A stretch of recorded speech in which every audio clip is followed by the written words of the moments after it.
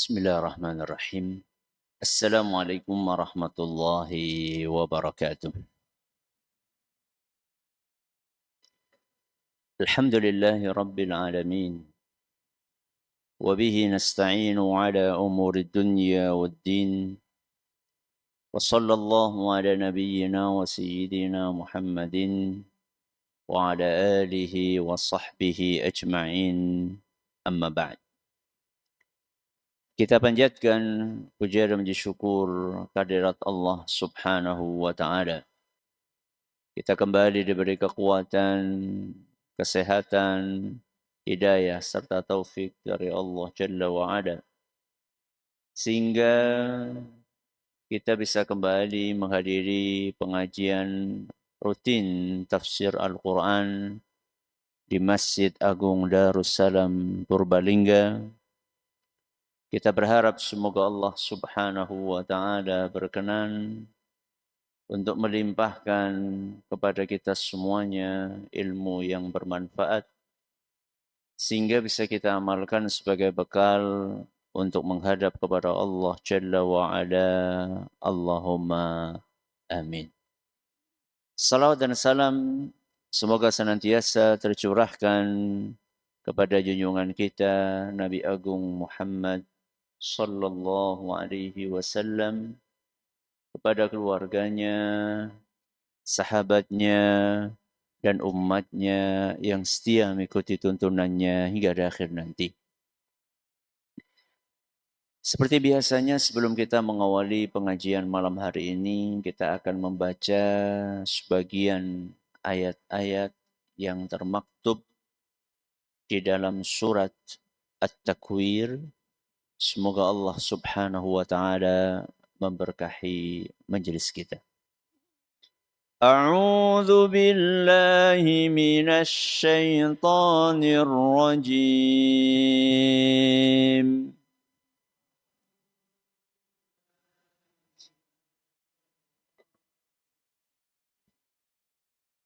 بسم الله الرحمن الرحيم.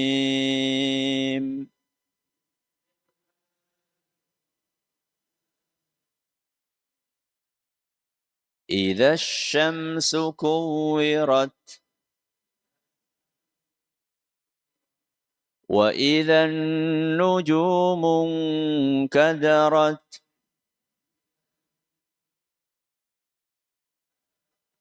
وإذا الجبال سيرت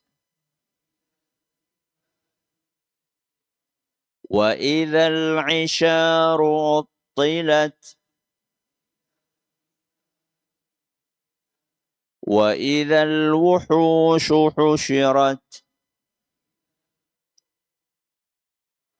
وإذا البحار سجرت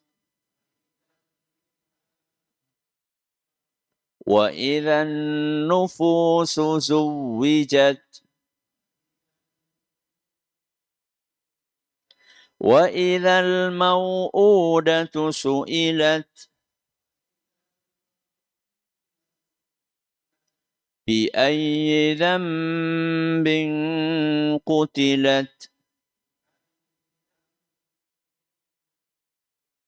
وإذا الصحف نشرت وإذا السماء كشطت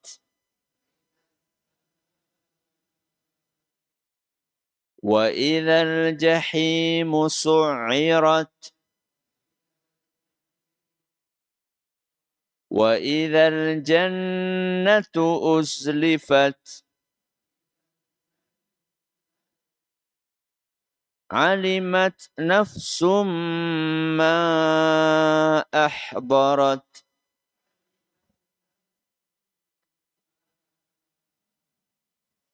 Para hadirin dan hadirat sekalian, dan juga segenap pendengar serta pemirsa rahimani wa rahimakumullah. Ayat yang terakhir kita bahas, ayat ke-5. Apa bunyinya? Wa idzal wuhushu husyirat. Dan apabila binatang-binatang liar dikumpulkan. Hari ini kita akan membahas ayat yang ke-6 yang bunyinya wa idzal biharu sujirat.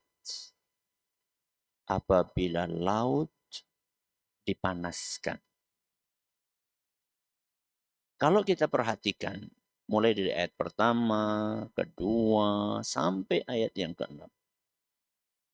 Allah Subhanahu wa taala menjelaskan berbagai perubahan. Apa? Berbagai perubahan yang terjadi di alam semesta ini menjelang hari kiamat. Ayat yang pertama menceritakan tentang perubahan yang terjadi pada matahari. Idza syamsu kuwirat. Di ayat yang kedua, Allah menceritakan perubahan yang terjadi pada bintang. Wa idzan nujumu qadar. Jatuh, padam, berserakan. Di ayat yang ketiga, Allah Azza wa Jalla menceritakan perubahan yang terjadi pada gunung. Wa idzal jibalu suyirat. Gunung akan musnah, diangkat kemudian musnah, dihilangkan oleh Allah Azza wa Jalla. Di ayat yang keempat Allah berbicara tentang unta yang sedang bunting tua. Di mana nanti unta yang sangat berharga itu oleh manusia akan ditinggalkan. Di ayat yang kelima Allah berbicara tentang binatang liar. Yang selama ini mereka takut dan menjauh dari manusia. Nanti di hari kiamat, menjelang hari kiamat akan berubah. Bisa ngumpul bareng manusia. Dan di ayat yang ke-6 Allah bercerita tentang perubahan yang terjadi pada laut. Berarti perubahan adalah sebuah keniscayaan. Kenapa? Perubahan adalah sebuah keniscayaan. Tidak ada yang ajek. Gak ada yang abadi kecuali Allah Subhanahu wa ta'ala. Bukan hanya berubah, bahkan alam semesta ini akan musnah. Kullu man 'alaiha fan. Semua yang ada di alam semesta ini akan fana. Fana siapa? Hilang, hancur, musnah. Wa yabqa wajhu rabbika dzul jalali wal ikram. Yang abadi hanya siapa? Allah Subhanahu wa ta'ala. Surat Ar-Rahman. Ayat berapa? Ayat 26 sampai 27. Jadi, ketika kita memahami fakta bahwa perubahan adalah sebuah keniscayaan, maka kita harus menyiapkan mental. Menyiapkan apa? Mental. Karena ada hidup, ada mati. Ada sehat, ada sakit. Ada kaya, ada miskin. Ada pertemuan, ada perpisahan. Ada baru, ada lama, lawas. Nggak ada yang ajib. Sehingga kita ini jangan terlalu terikat dengan dunia.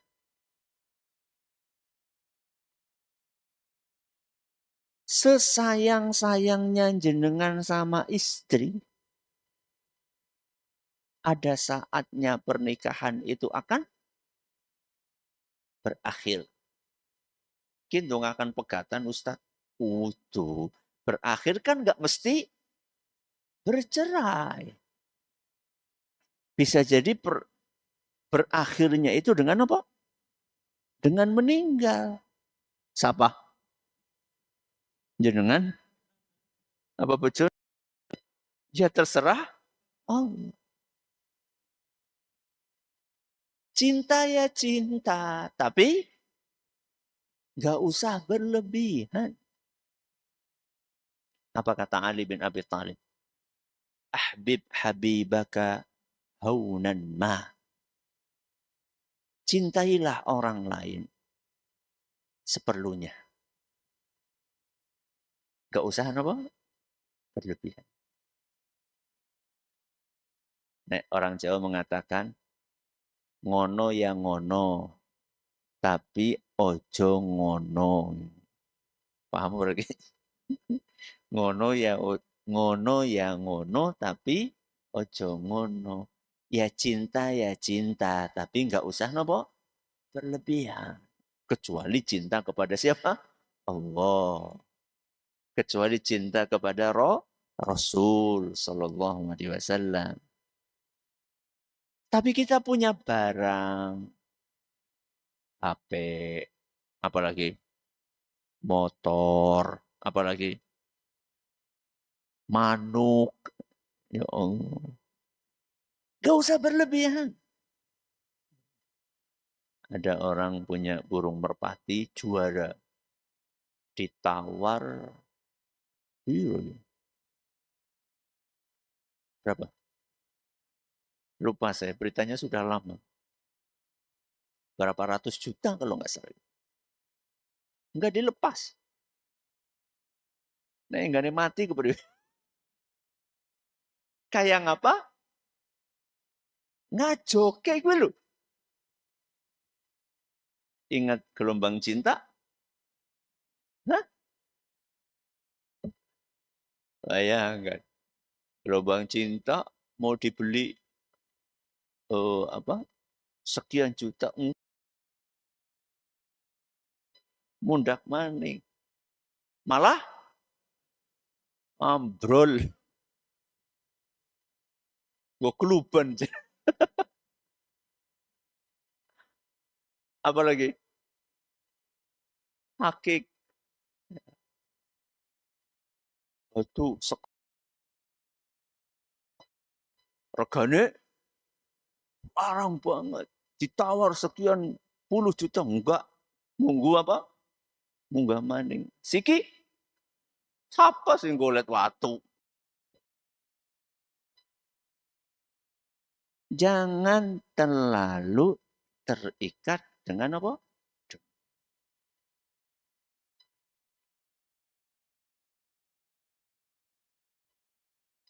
Karena perubahan jadi sebuah nopo niscaya. Ada sehat, ada nopo sakit. Ada saatnya rezeki lancar, ada saatnya nopo seret. Kudu siap. Rumah tangga ada saatnya akur, ada saatnya tukaran. Sering apa nih? Tukaran apa akur? Fisik kita pun juga sama. Tubuh kita sama. Allah jelaskan itu di dalam Al-Quran. Surat Ar-Rum. Ayat 54. Surat apa? Ar-Rum ayat 54. Allahul ladzi khalaqakum min dha'fin. Allah menciptakan kalian wahai manusia dari kondisi lemah. Yaitu saat kita masih bayi. Jadi begitu kita dilahirkan, kita kondisinya lemah. Jangankan lari, lawong, tengkurep aja belum bisa. Beda dengan sapi. Ya.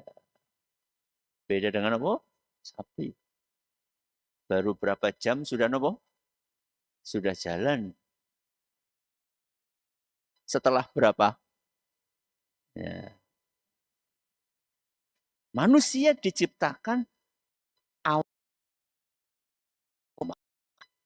Summa ja'ala min ba'di dha'fin quwwah. Lalu oleh Allah Azza wa Jalla, kondisi lemah itu diubah menjadi apa? Kuat. Kapan itu? Biar dewasa. Mulane nek umur semono kuwi petantang, petenteng. Ya.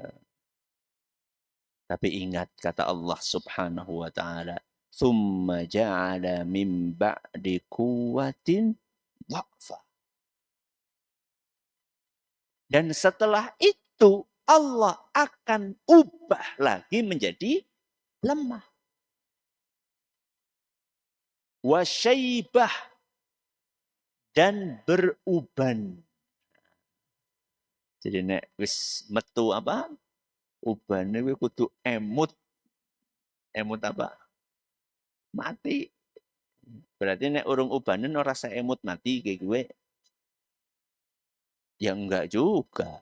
Buktinya yang belum ubanan mati juga banyak. Enggak jaminan. Tapi yang ingin kita garis bawahi dari ayat ini adalah perubahan. Kita harus siap. Ketika kekuatan kita berkurang jauh, siap. Ketika kulit mulai nopo? Keriput, siap. Banyak orang yang tidak siap dengan perubahan. Dia pikir kulitnya bakal kenceng terus. Sehingga untuk mempertahankan supaya tidak kelihatan keriput, nopo? Oplas. Operasi plastik. Itu sudah sunnatullah. Karena nggak punya duit, operasi plastik, akhirnya nggak pupur. Pupur esok, setengah senti loh, sesenti. Jadi biar orang keton apa? Sudahlah. Emang sudah saatnya. Ya. Nggak mau dipanggil nek. Ya. Oh, nyeluk nenek loh. Keton tua loh, pancen wis tua. Nggak mau dipanggil Mbah Huti. Ya. Sudah, memang sudah umurnya. Jenengan, bapak-bapak juga sama. Ya. Dipanggil kung, ya wis. Memang sudah nopo? Sudah kung. Ya. Jadi ini prolog sebelum masuk ayat wa idzal biharu sujirat. Apa yang terjadi dengan laut? Ya. Allah berfirman, wa idzal biharu, dan apabila laut sujirat. Dalam bahasa Arab, sujirat memiliki 4 makna. Berapa makna? 4 makna. Yang pertama, bercampur.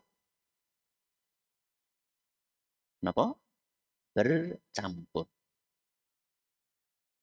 Yang kedua, meluap.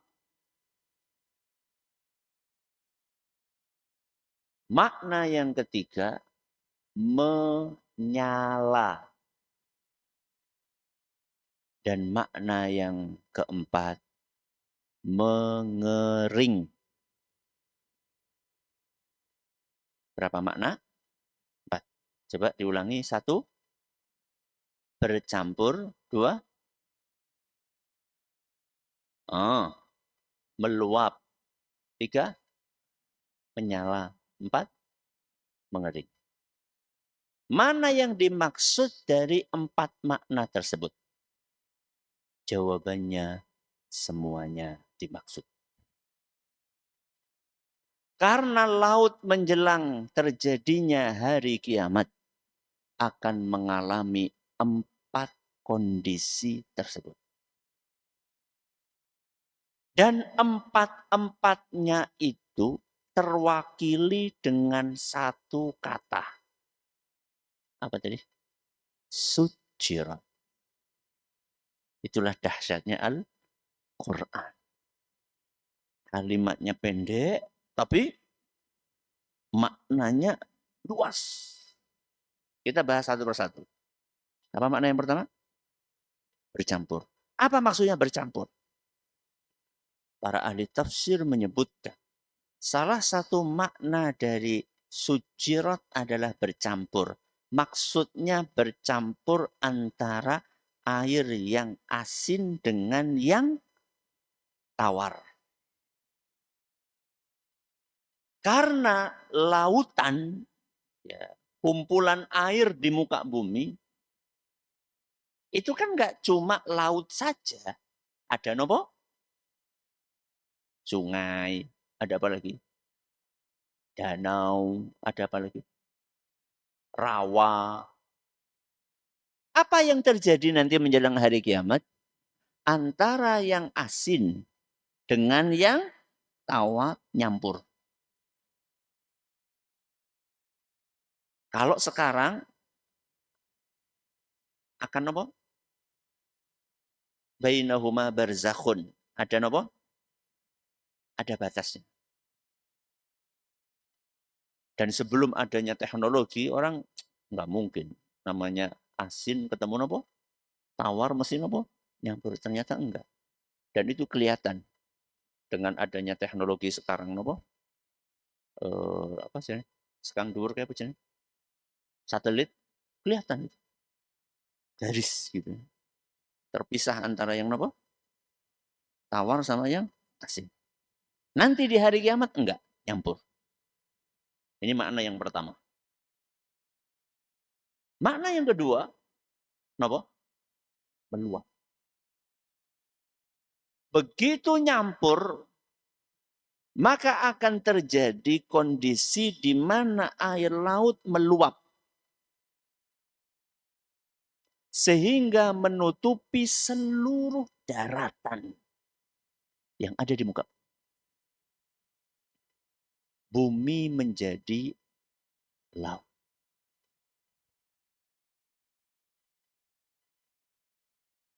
Berarti hari ini laut tidak meluap karena sama Allah ditahan untuk tidak meluap. Ada tekanan udara yang membuat air itu tidak meluap.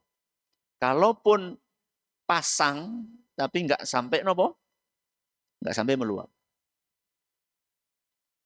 Nanti di hari kiamat tekanan udara itu dihilangkan. Karena gravitasi dan hukum-hukum yang lainnya sudah hilang. Sehingga hukum-hukum tadi itu sudah nggak berlaku lagi.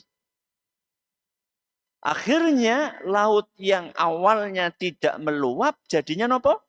Meluap dan menutupi seluruh permukaan bumi. Ini makna yang kedua. Makna yang ketiga, nopo? Apa? Menyala.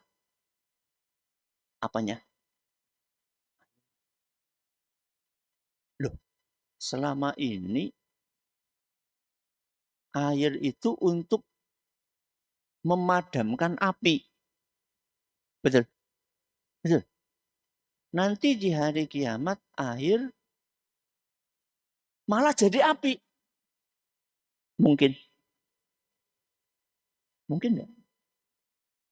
Bisa dijelaskan secara ilmiah? Bisa? Bisa. Air itu rumus ilmiahnya apa? H2O.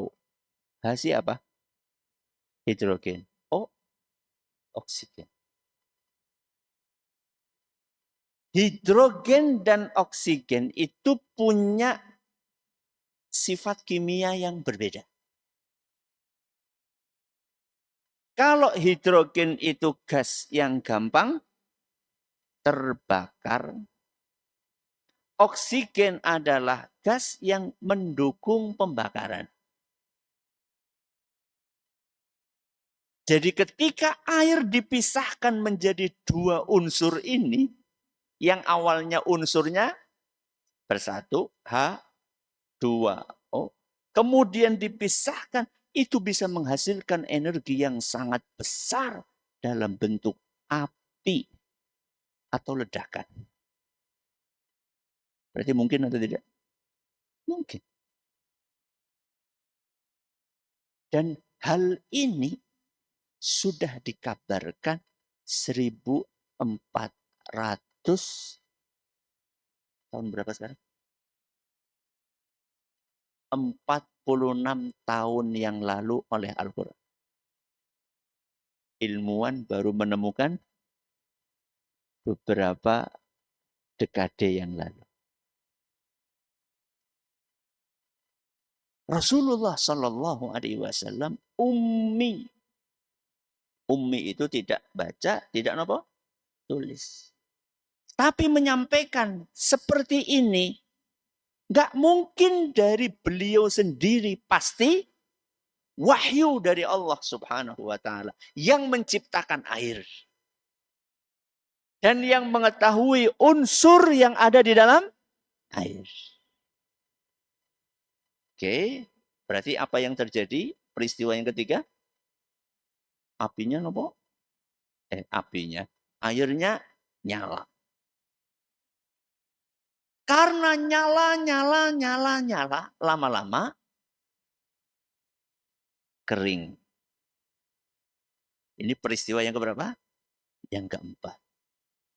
Sehingga saat itu, ketika air laut nyala dan kering, maka yang tersisa adalah daratan.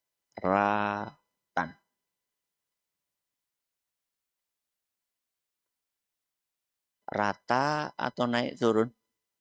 Rata. Daratan yang rata. Kenapa rata? Karena gunungnya sudah dihancurkan sama Allah. Sehingga terjadilah tempat yang namanya mahsyar. Saat itu bumi rata serata-ratanya. Dan di atas bumi yang rata itu nanti kita akan dikumpulkan oleh Allah Subhanahu wa Ta'ala. Panas nama badan? Panas nama badan? Panas dari atas atau dari bawah? Hah? Atas bawah. Dari atas Allah mendekatkan apa? Matahari. Dari bawah. Loh tadi barusan dinyalain, masa nggak ada sisa apa? Panas-panas. Makanya kondisi di mahsyar itu mengerikan.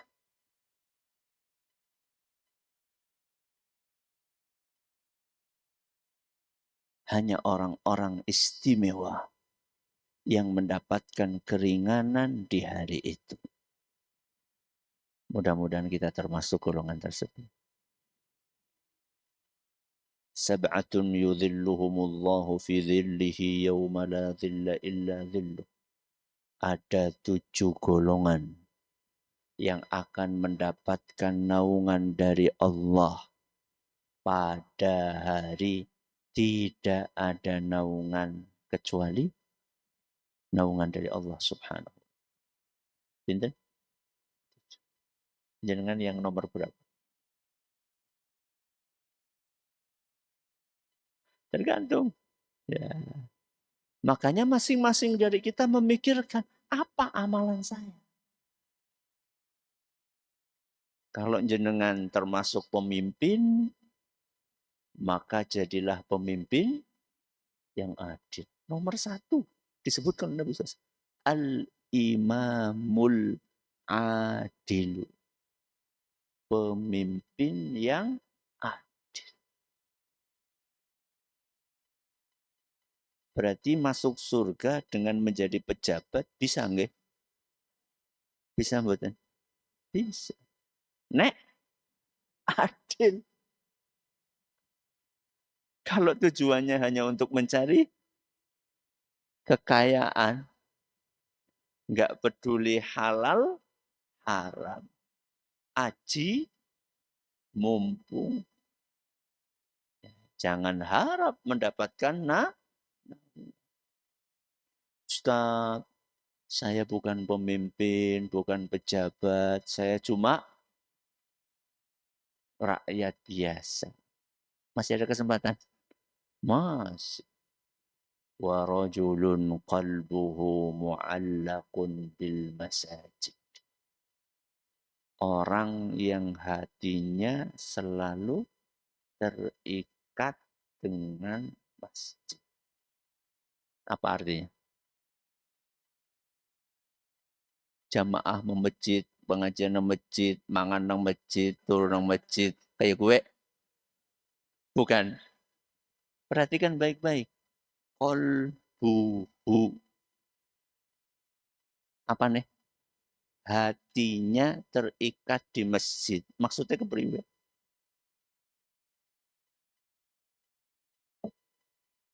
Hari-harinya itu merindukan apa? Masjid. Jadi nanti berisya pulang, yang ada di dalam hatinya adalah kapan? Subuh. Subuh pulang. Begitu pulang, merindukan kapan? Zuhur. Begitu seterusnya. Kita sudah kayak gitu atau belum? Isya ya, Bali ya. Subuh azan. Masjid morning. Sholat morning. Jela-jela azan. Apalagi maghrib sampai nopo? Isya. Nembe delok. Esi leyeh-leyeh. Wis apa? Azan isya mani. Kalau itu ya belum masuk dalam kategori berapa? 7 golongan tadi belum. Jadi hati yang terikat dengan masjid itu bukan artinya 24 jam di masjid, bukan. Loh, kita punya istri, harus mendidik istri. Punya anak, harus ngajari anak. Punya tanggungan, harus nopo? Kerja. Jadi maksudnya itu bukan di masjid terus. Kecuali kapan? Pas itikaf. Itu pun paling berapa hari? Ya semampu nih. Ya, kalau bisa 10 hari terakhir Ramadan. Selain itu, di luar waktu iktikaf, yang terikat adalah nopo? Hati kita. Maka ketika kita punya amalan dari salah satu atau salah dua atau salah 7, Masya Allah. Mungkin atau tidak 7-7-nya? Mungkin. Mungkin.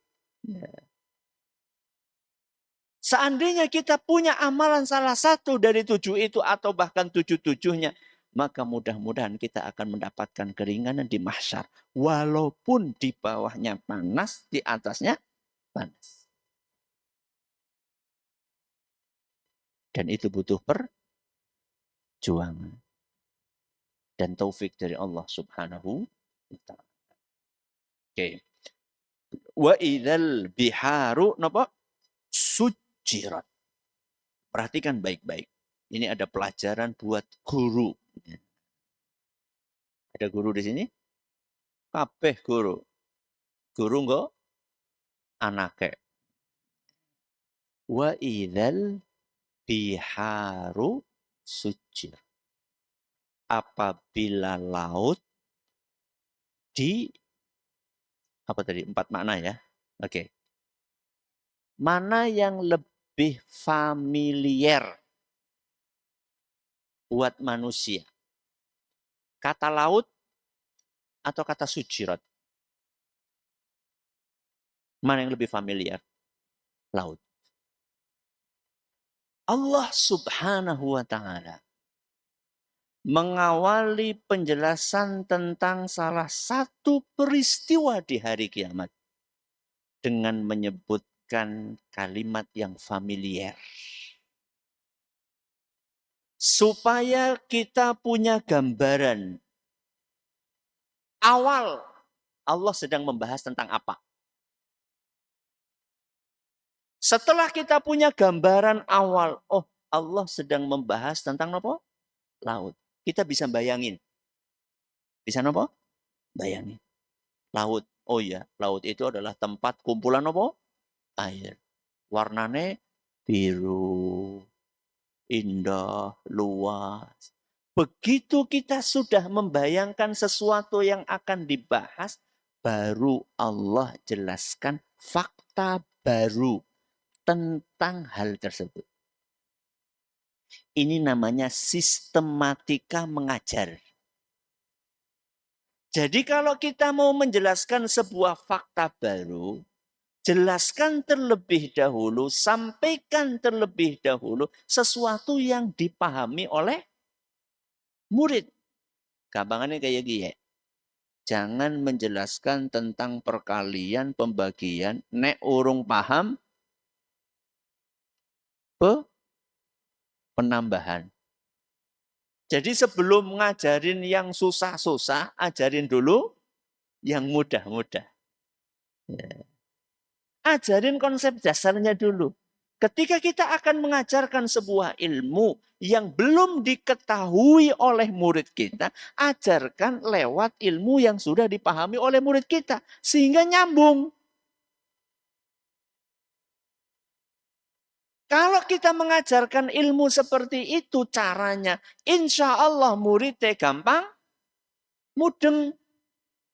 Dan kalau muridnya gampang mudeng, insya Allah dia akan menikmati pelajaran.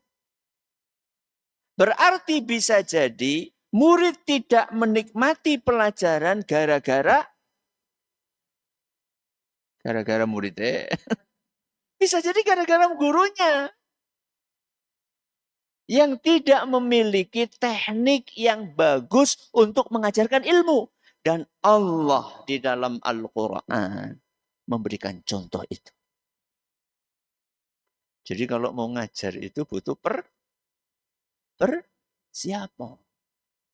Makanya jenengan jangan protes. Kalau saya ngisi pengajian mesti nggawa kertas. Mulang kertas. Ilmu kan kene udah kertas. Iya, yang urung gutul ngono. Ya. Saya belum sampai situ. Saya tuh pengennya kalau ngajar dipersiapkan dulu. Disusun materine, urutannya kayak kie. Ben mudeng. Supaya gampang dinopo? Dicerna, diterima. Gampang dicerna apa orang gitu? Jeneng sepi. Mudah bisa dipahami? Mudah dipahami? Alhamdulillah. Jadi guru jangan asal ngajar. Ngajar itu harus dipersiapkan. Semoga apa yang kita pelajari bermanfaat. Terima kasih atas perhatiannya. Mohon atas segala kekurangannya. Kita akhiri subhanakallahumma bihamdika asyhadu an la ilaha illa anta astaghfiruka wa atubu ilaik. Assalamualaikum warahmatullahi wabarakatuh.